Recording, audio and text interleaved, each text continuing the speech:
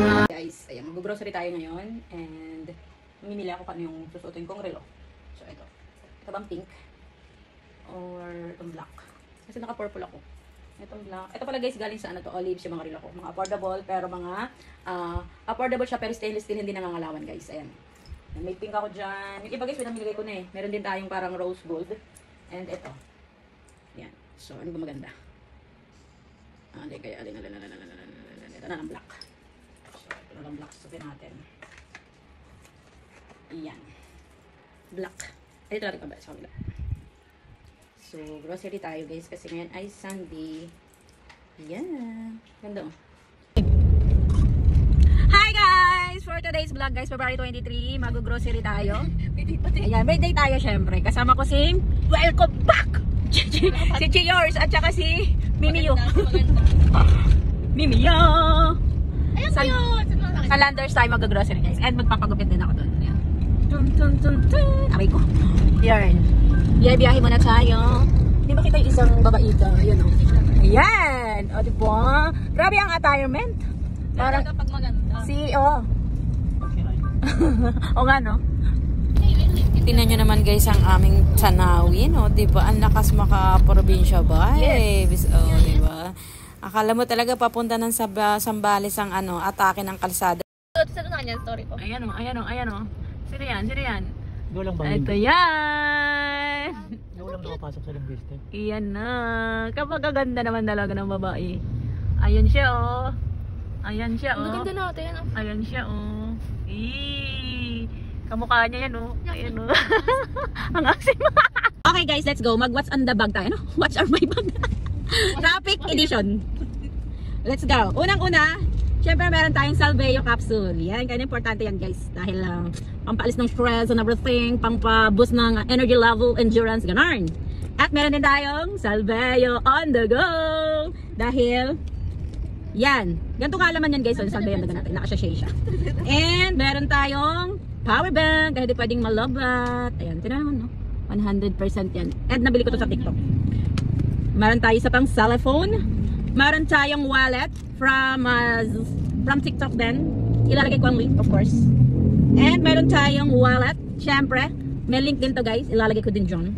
Okay. Ano pa? Meron tayong emergency. Tararan! Wag na yan.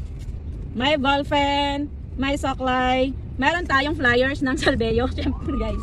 And, ayan, meron tayong Pature Vanish pouch. Ayan ang laman ng aking bag. Ang aking bag ay galing sa Mazda. Syempre may link din to. Yan. Daming bag today. Grabe. Daming salamat. Hello, Francesca. Hello, Francesca. My name is Rich. Ayan o. Ayan o. Dalawa lang yung okay na yan. Isa wala. Yan, dyan na. Mabila na kaya?